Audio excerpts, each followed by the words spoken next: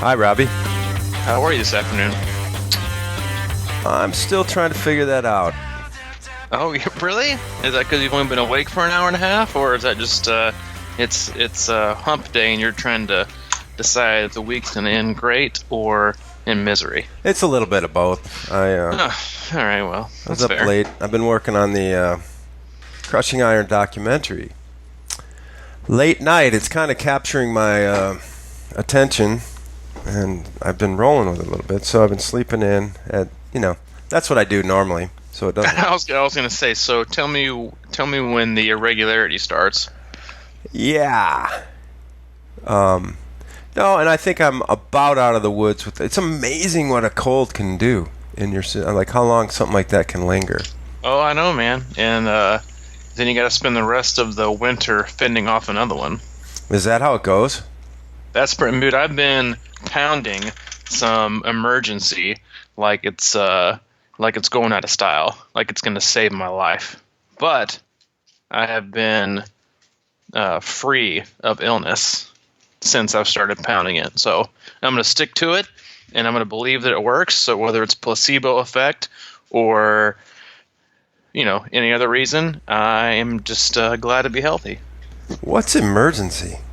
It's like those little packets that are like the 1,000 milligrams of vitamin C, like daily vitamins and stuff. And so with Hayden being at daycare and the weather and, just generally not sleeping as much, which that's probably the reason I'm not sick, is because I haven't been sleeping.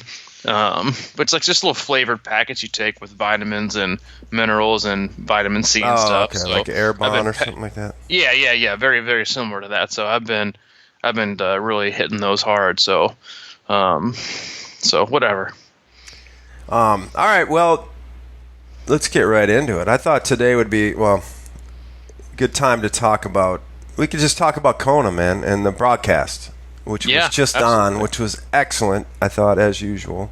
But before we get into that, we got to, if you're listening to this on iTunes, can you please drop us a review and a rating, because we need to get that up there, because I think something good is going on, actually. Yesterday was probably our best day of downloads, and now we're starting to get placed a little bit in the iTunes search engines or whatever it is. So it's all good, and I just want to reach out and ask if you guys can step up and give us a little review and rating.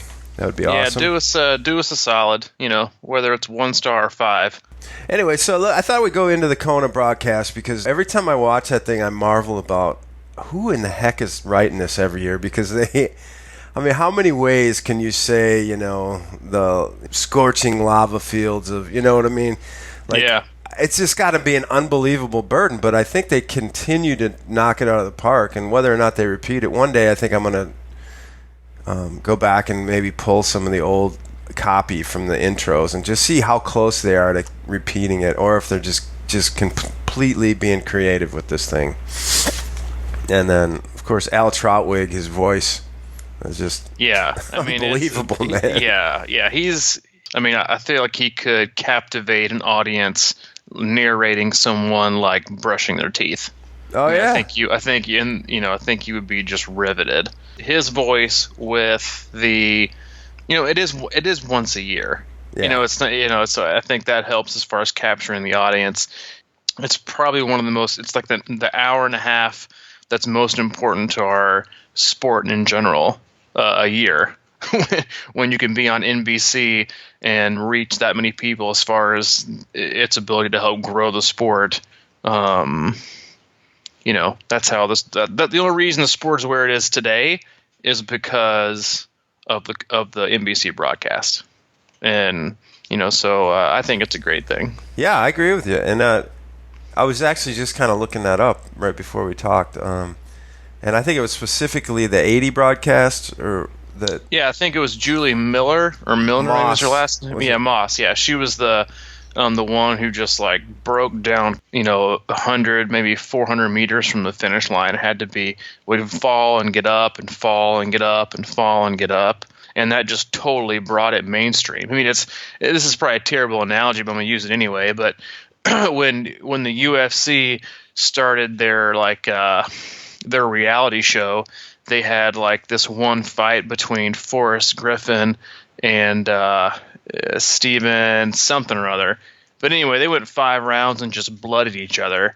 And the next day, the sport took off to like unprecedented levels, and it hasn't looked back since. And that's the same way with Stephen Bonner was the name, but same thing with triathlon. I mean that's just one episode, just totally took it off. Yeah, and I felt like it was interesting. I mean, Ironman even says that, it was like that was the moment that our sport, on their website, because that's where I was reading it and everything. So between the broadcasts and that event particularly really snapped it over the top. So going into the actual race, did you predict the outcome for the pros? Or did you even do a prediction? I didn't do a prediction. Oh yeah, I always do a prediction. I picked Sebastian Kienle for the win. Yeah. Just because, not that I don't like Jan, Frodeno. He's awesome. He's great for the sport. I just have so many friends that just say I have like these massive man crushes on him, and that just annoys me. And so I just like Kienle, and I think he's such a classy guy, and always has really great words. And when he won 2 years ago, I really loved what he said after he finished. And it was kind of to the tune of, "Don't judge yourself on your worst days. Judge yourself on your best days." And he had been suffering like with a really bad, he was like ankle or maybe even like Achilles problem like a week before the race, and even it was questioning either whether he was going to start. Yeah. And then ended up winning it and crushing everybody. So ever since then, I've really just kind of pulled from him. I like his approach. He's works quietly and carries a big stick. But I thought Ryf would blow everybody away, and she did. Yeah. Well, I had heard what Kienle said last year. What was one of the coolest things that I've heard was that he won it in 2014, and then in 2015 he got 8th maybe. Yeah, he had a very uncharacteristic day. Yeah, and they were asking why he just didn't DNF, and he said, "Man, I don't like doing that." He goes, "That's not fair to the people who win." He said, "The people who won that race, if I would have DNF'd, that would have taken away from what they did, basically by saying, oh well, I could, you never know what would have happened." But yeah, I mean that's what a lot of people said about Ryf last year. She wouldn't have won if Miranda Carefree hadn't had that little car accident or bike wreck. So this is the year we want to see her justify her win just because another person wasn't there, which I think is garbage. Yeah. She kind of proved that this year by just demolishing the entire field. Yeah. What did she end up winning by? It was I think maybe 15 to 18 minutes. Wow. And then, because Rinny quit the year before, right? Or DNF? Yeah, dropped down on the bike, yeah. On the bike it was? Okay. Where else was I going? Oh, I guess we can kind of go into those. Now, I got to say, I think it's more so in the Final Fours and things of that nature where I get a little bit annoyed by the personal stories, because it's always, it just seems like it's nonstop, and it's like maybe March Madness or something where they're always going behind, and the kid had a terrible childhood, and it was kind of, you could tell the whole deal. But these three in this KONA broadcast were pretty legit, man. Don't you think? Yeah. I mean, one of them has kind of been around for a long time, like with the Hoyts, so I feel like they were just kind of reusing that one. But yeah, I generally agree with you. I think the special interests stories, I think, are the most captivating. Yeah. And I think that annoys people because it captures the largest audience for a couple of reasons. More people can, and I don't necessarily think everybody thinks of it that way, is that more people can relate to them. Yeah. Than can relate to the professionals. Oh, for sure. Yeah. Because to me, when I see that, I see hard work, dedication, resiliency.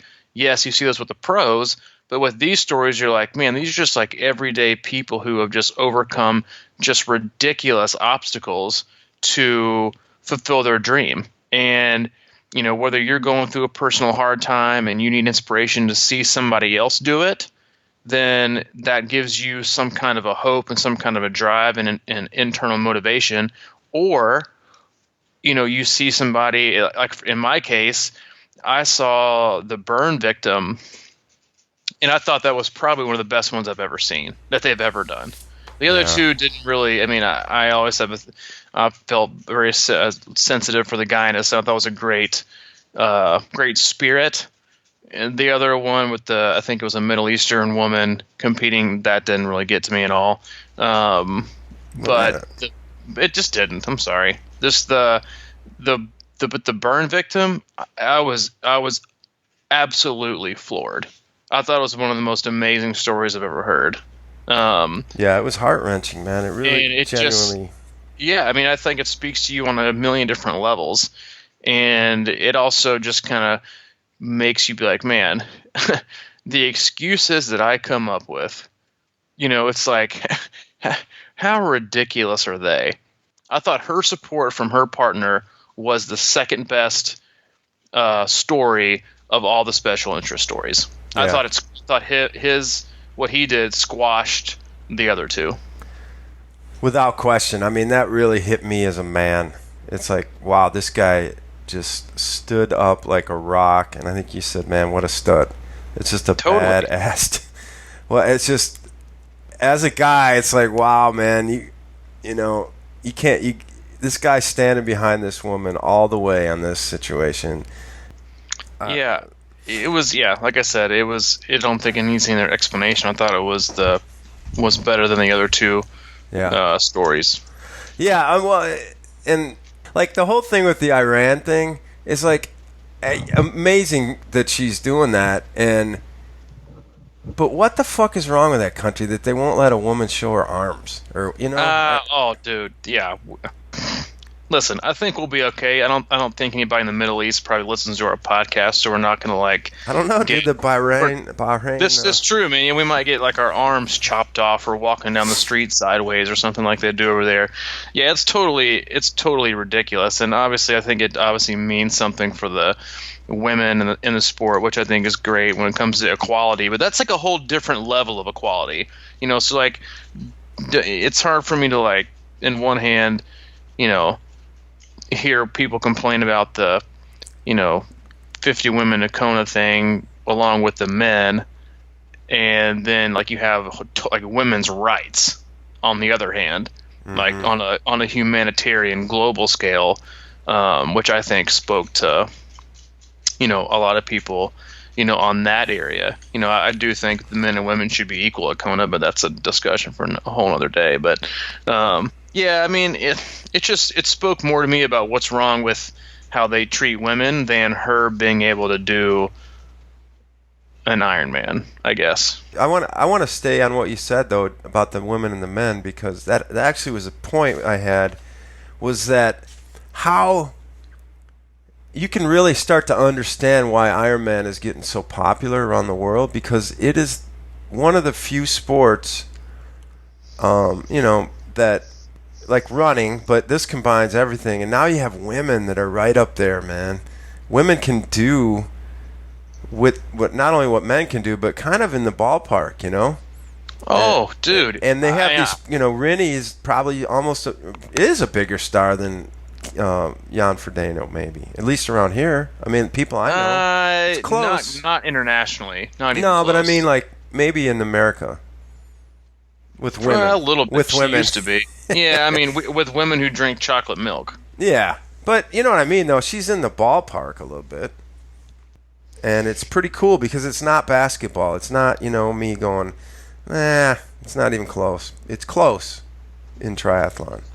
It is. And I think it should be like 30 to 35 men and 30 to 35 women. I think it would be a better race. I think there are a lot of quote unquote professionals that show up, because when you get to a point, you reach the end of the scale where age group women are beating professional quote unquote women, and then you've got the other end in the middle where you've got professional women that are just absolutely handing it to some of the professional men.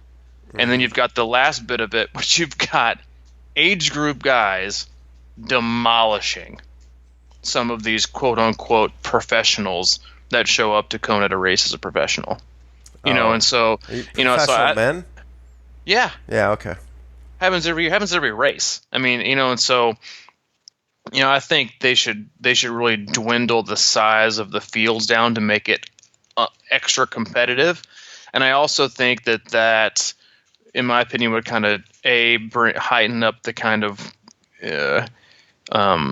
excitement around the race, and I don't think as many pros would DNF at KONA either, because it is the best of the best, and it's like, I could probably still walk and beat Joe Schmo professional triathlete because he's so slow. I could still beat him if I walk the last 13. How many pros do DNF out there? Yeah, enough. Huh. A lot of them go. It's a huge sponsor deal. I mean, they go there because they have sponsor commitments. I mean, it's like you better get there, and I mean, but the money's great, but I think most of them get more from their sponsors. But it's a hard week to work. I think they should dwindle it down, make it more competitive, maybe raise the standards, and but whatever. We can have a how I would change long course triathlon podcast, down the road. Yeah, let's do that. Speaking of, the advertisers and sponsors and stuff, one of the things I notice is the KONA Broadcast is our Super Bowl in triathlon. And now I'm starting to feel like the ads are trying to get there, and it's sort of a miss a little bit, It's kind of trying to be Super Bowl ad-y, and it seemed like there's a lot of them, and everybody was talking about, and I don't know, I thought it was pretty cool, but the Roca ad with JFK in it. Yeah, that's I'm all for ads that actually have great equipment and great, Roca is, I'm going to be a sellout here. Roca is definitely somebody I would sacrifice for ad space. They make the best. Selling out, I don't know, 10 minutes into the show.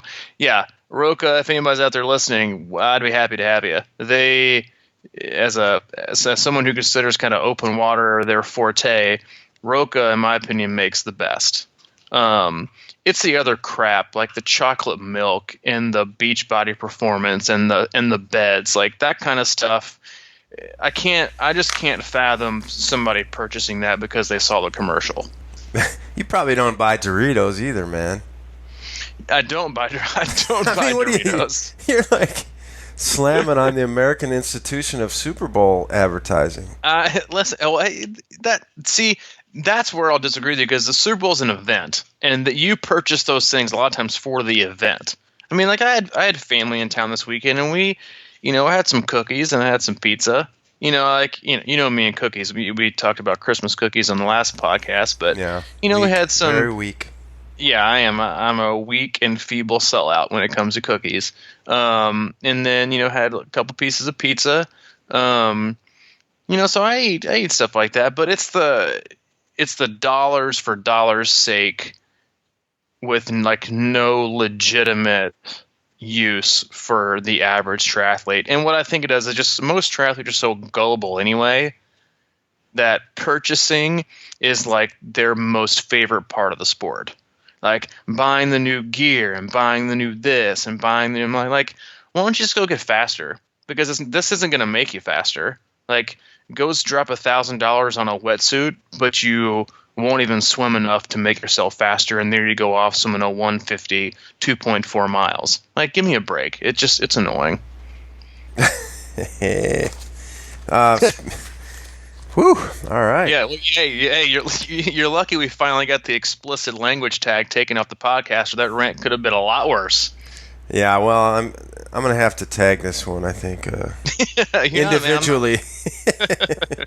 So these guys, at mile 10. Let's get back to the broadcast real quick, and then we can kind of bring it home. But I just want to talk about. So I think it was around mile 10, Frodeno passed Kienle or left Kienle. Yeah. Yeah, just left him. Left him in the dust. And what was he running there? Like 6-minute mile? At that point, it was probably like 6:15, 6:20s. Okay. And he just, slowly peeled away from him and beat him by quite a ways, right? I think it was like ended up being like 5 minutes, maybe. 5 minutes, yeah. I mean, that's almost a mile when it comes to the way they're running. Yeah, that's true. Which is a... and then Rinny came back from how many places to get second? I think she came off in like, I want to say 12th to 18th, maybe. Yeah. I mean, I don't know. I was gonna say. So 15. I'm looking at the results. So all right, yeah. So it wasn't even 4 minutes that Frodeno won by. Oh. Wow. And it was Patrick Lang that almost came up, the guy that just ran a freaking 2:39 marathon, and he was a minute 12 behind Kienle, where he was in third. Yeah, I had him picked to win. Yeah, I bet you did. You had never heard of him until the KONA Broadcast a couple days ago. Pretty much. I mean, I had heard of him referred to as this other German guy that came out of nowhere and ran a very skeptical marathon. No, I don't want to say skeptical, but I mean, come on. No. That's got to be a record, right? Oh yeah, it was definitely a KONA marathon record for sure. It looks like Ryf beat Rinny by a mere 24 minutes, so wow. Squashed her to death. She should have DNF'd again. I was fine with that. Crifford kind of gets on my nerves. I think it's her voice. She always sounds like she's crying when she does interviews. No, that's what I meant. She should have DNF'd again. I mean, she got beat by 20 minutes. I think she was pretty cocky going into this, that she was going to come if you listen to her interviews. She was very confident, which you have to be. Oh, yeah, you got to be. And then I will give a semi shout out to to the city I live in, but Sarah Piampiano got 7th, and she comes to Kansas City to do her KONA prep. Really? Yep, because the conditions here with the wind and the heat very much replicate the conditions in KONA. Well, isn't that something? Yeah, not today. It was 7 this morning. Yeah. And we're predicted for a low of -1 on Saturday, so not very KONA-like, but yeah. So anyway, back on track. Yeah, and I saw. So was she in the broadcast? Because we saw Elise, and I saw like 3 people I knew. Yeah, it was. It's kind of neat, isn't it? I mean, it's not looking at yourself, but it's definitely nice to know somebody there. Yeah, Emily and this guy I swim with at the lake one day. I saw him. He was on there 3 times, dude. Really? Oh, I didn't see it. He had just like this vibe about him, and they got him coming out of the water, and then they showed him on the bike, and then he had a turnaround look at the audience on top of the finish line pose with his arms up, and the crowd going wild. Oh man, yeah, I didn't see any of that. I was handling Hayden at the same time, so I didn't catch everything, but I caught Elise on there. I didn't catch anybody else. Yeah, he crushed it. But so anyway, I don't really I don't know. I thought it was really cool. The 83-year-old that missed by 6 seconds the year before. Yeah. I mean, I'm sitting there going, I can't even imagine, and I hope they said, sorry, dude, tough break, right? They had to, right? Or do they fudge that? Oh, I don't know what they say. Like, better luck next year if you're alive. Yeah, well, he was the oldest guy. They probably said something like that, yeah. Oldest guy ever to finish this year, but he missed it by the cutoff by 6 seconds last year, and then, of course, the skeptic in me is going, well, the natural tendency is probably to say, oh, man, I just screwed up. Life is what about blah. Well, ended up, making him a major part of the KONA broadcast the next year, and he finished the next year. So it was a lot of good stuff comes out of a temporary crash like that, Hey, and he was back. He made it another year. Yeah. So 83 is the oldest guy. I mean, that is going to absolutely get blown out of the water over the next 15 years. Don't you think? I think a 100-year-old is going to do it pretty soon. Oh, I don't believe that. Well, how long? Well, actually, yeah, you're right. It'd be 50 years for me. Yeah, that's not going to happen. 100? Nobody. No, not a chance. You're kidding me. Think about it right now, man. When I was 50, or when I was a kid, my grandpa was 50, my age. I was like, he could barely walk. Listen, by the time somebody is actually athletically able to do it, it won't be on KONA anymore. It'll be somewhere else. Oh. They'll move it. My prediction is they're going to move the Ironman World Championships within the next 2 to 4 years. What? Yep. Where do you think they're going to move it? Just China? I think they're probably going to run the Great Wall, which would be kind of cool actually. Except I hear they've kind of let that go with some maintenance issues, but that's inside info. Right. But I think they're going to eventually go to a rolling basis like they do 70.3 Worlds. Huh. They're going to switch it country to country. They're going to find courses that are more because you have people who don't necessarily. I think they're going to move it around, like to maybe some more difficult courses where it's the most difficult part isn't the heat and the wind. There are other elements to take into account. It's not the easiest place for people to get to, and I mean, can you imagine you can't do a male one day and female the next day race there, which I think is what they're going to end up doing, in my opinion, in the next 2 to 4 years. Because and they'll call it growing the sport, but in reality, it just be called growing the business. Because it's just more money. But they can't handle it there. So I think at some point they'll move it. And why can't they handle it there? It's just too small. I mean, can you imagine doubling the people right now? They can't say they can't fit any more people on the pier. But I mean, you can't logistically fit that many more people there. I mean, I can't imagine they would want that many more people there. Yeah, that's. I got you. So I think they'll move it, like to some of the more difficult courses and make it because there's still for, a lot of people who are, is it really is one race in the exact same place every year? Is it really like the world championship? Like you are the best. And I think if you kind of, because it is just one course, it's a one course in the same place every year. And so that's why I think that they should, not necessarily always have the Super Bowl, in a dome on turf, because I think it's always going to help one team more than the other. And so I think they'll eventually move it, and I think that'll be better for the sport too. I hear what you're saying, because that whole Super Bowl thing, it is. It's like you can train some now that they're at the point where they can sort of just train exactly specifically for that. And I don't know. That does limit a lot of people, like whatever, cold weather people, it's big just it's hard for I mean it's not like, imagine like it moving to France. Mm-hmm. Like, because Ironman France is a difficult course. Can you imagine going there, like, and how much more spectator support?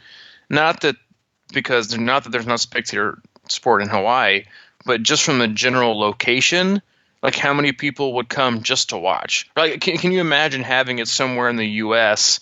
within like 6 to 7 hour driving range of where you live? Do you know how many more people would go to spectate and watch? It'd be insane. So I think that is something that they will at some point take into consideration when it comes to growing the sport, is ways to make certain events more spectator friendly. Dude, can you imagine the Ironman World Championships being in Madison, Wisconsin? That'd be incredible, I think. I mean, they'd have to repave all the roads, but it'd be insane, and I would drive up for sure. Even if I didn't know anybody racing in the age group ranks, I would go up and watch without a shadow of a doubt. No questions asked. Yeah, and now I know a buddy of mine has a guy who has a condo up there that he never uses. I just found out last night, so we're in. Oh, great. When they have the KONA, Ironman World Championships in Madison, I think that's where it should be, actually. You know me. It'd be a good. Hey, I'll go back at some point and do that race again. But Yeah, no, but I think that's another very positive to moving it is the ability to get to it from just a regular, everyday for the everyday Joe. Sure. And now you got me excited about that idea. See? Because Kona's like, nobody watches that race out there. No, nobody's gonna drop $7,000 to go to Hawaii. I mean, even the athletes themselves, when you think about having to go, nobody out there rents you anything for less than a week. Yeah. Now, I know that there's always this traditions in the underpants run and like hanging out on the island for a week, and I think that's great. But I mean, once you move it once, after that it'll be whatever. But I just think that would be really, really cool for the sport to move it around to places that have just insane. Like you've seen the images from Challenge Roth. That's what it would be like if they moved it to higher density, more accessible areas with difficult courses that differed every single year. I mean, the pros would have to change a lot of the way that they prepare. Is it going to be a wetsuit swim? Yeah, changes the whole dynamic. Just there, just a few degrees in the water changes the whole dynamic.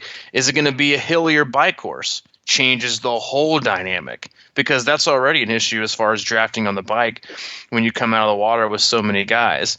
Is the run going to be, is it going to be hillier or harder, or just so many different variables you could do to make the course more difficult, less difficult. What'd be wrong with having it in a more adverse environment like Ironman Wales? Yeah. Like might be drizzly rain and a little bit cold, but it's the hilliest and most insane bike course. Like what's that going to do to them? It's like I think it would be much harder to win back to back because you're looking at different courses. They always say different horses for different courses, and like I would have more respect for a pro that goes off and wins Ironman World Championships 2 years in a row in two totally different locations. Yeah. When you said this initially, I thought, man, because I'm kind of old school. I don't want anything. But now the more we talk about it, the more intriguing it is, It'd be great. I think it'd be great for the sport. It'd be great for the pros. And I think that, when you've got a lot of these ITU guys coming up too. You got Alistair Brownlee moving up from the ITU stuff in Olympics to train for Ironman for the next 2 years. And you saw what happened, 4 years ago, whatever, when they raced in London, it went berserk, when he races anywhere close to, he races for Great Britain, anywhere closer, they line the streets like 50 deep just to watch him and his twin race for an hour and a half. Can you imagine something bigger? I mean, it would just be, there's just so many opportunities, and, they seem to be changing things up now anyway, structure-wise, with the new ownership from the Wanda Group that, like they even say on their website, anything's possible. Yeah. Yeah. I mean, for that matter, Chattanooga would be a good spot if they've got a bike course waiting to happen there that would be ridiculous. Yeah, and see, that's the thing. That's what they're doing this year for 70.3 Worlds. They're changing the bike course to a more difficult bike course to make it more fair. So there's, so the course that we'll do in May won't be the same course that's there in September for the World Championships. They're making it more difficult. Can you imagine them making it more like, a more mountainous ride, and then making it just as tough as the regular Chattanooga run course, Ironman, and then making the swim 3/4, or like a half mile upstream and the rest down. They could make that course so much harder. Yeah. And I think that's another, like, you look at like constructing a difficult course. It's why it's so hard for golfers to win all the majors, because they're all played on totally different. You throw the British Open in there and nobody goes to crap because it's such a different element. I just think I think it's very intriguing, and I think that they should at least, consider it. I think racing against the world's best should be the ultimate reason for having a so-called Ironman World Championship, not just the city that you do it in because you've always done it there. Yeah. Wow, what an enlightener, man. I sold you. You did. I'm sold. I was 100% the other way when you said it, and now I'm 100% behind your idea. Or not your idea, I'm sure somebody else. Or is it your idea? No, it's not my idea. I mean, I think other people think it'd be good for the sport too, but they might not do nearly as good of a job selling it.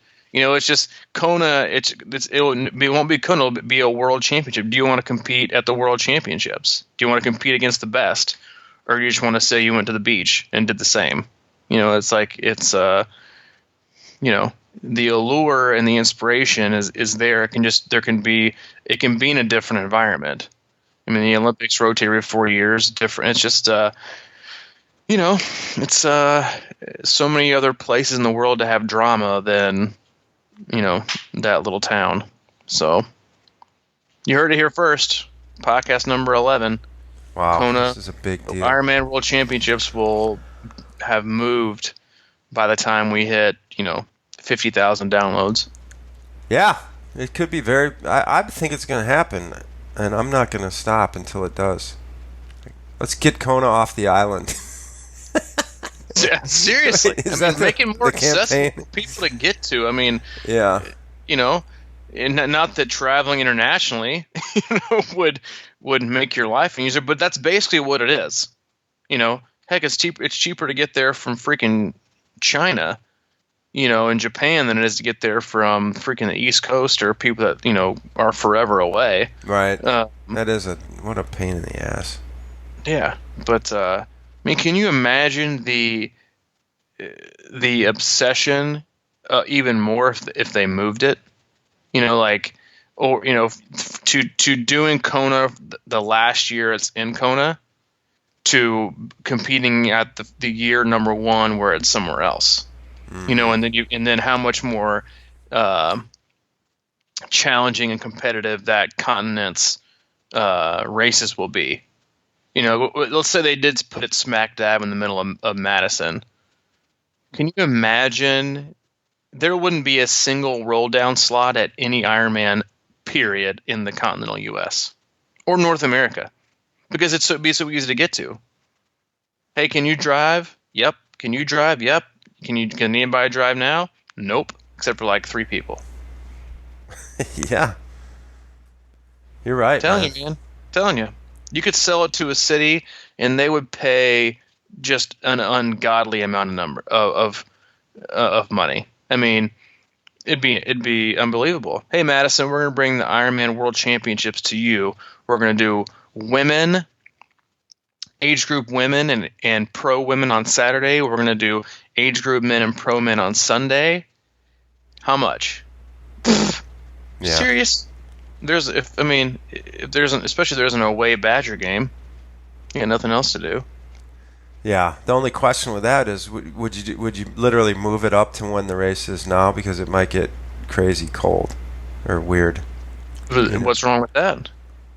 Oh, you're saying like, but not at the same time. When was KONA? It's October. October. Yeah, first Saturday, second Saturday in October. Yeah, I just don't think it would be as enjoyable for anybody watching either. So if it was at the same time Ironman Wisconsin is, that would be great because the weather's usually perfect. Time. Yeah, or even a month before August. Oof. Oh, fuck. Just telling you, man.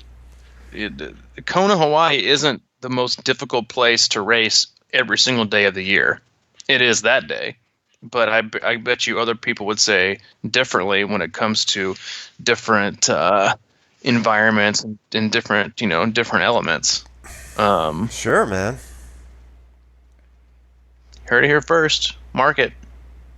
Yeah, put it on your calendar. What, 3 years? No, let's give him 6. I'll put it on my Google Calendar right now.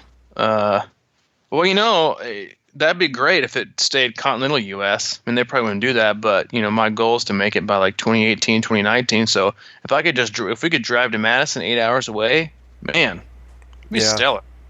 It'd be a lot easier on the old paycheck and the old wallet credit card. Oh, my God, it cut it in half. No. More than that. Well, yeah.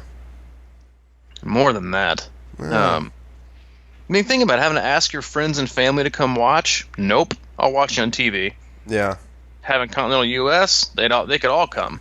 Or at least they wouldn't have any excuse. They couldn't just be like, I don't want to watch. I don't want to stand around for 10 hours. This is very true.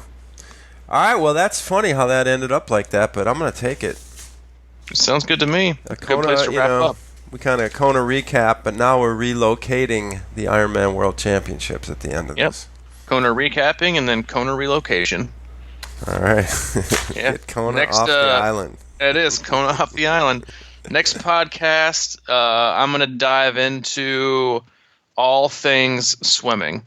That's been a big request we've gotten, and I was a guest on another podcast that went through swimming in the off season and basically just swimming in general and the myths and basically why you're so slow and how you can get so much faster. And got a lot of hits, and so that's what we'll be tackling. Have for you next week. I like it, dude. Sounds good to me. Alrighty. We'll catch up on that later. And please leave us a review. Please lobby for KONA going to Madison. Yep. Hashtag move KONA. Starting it as soon as we get off. All right. I will catch you later. All right, bye-bye.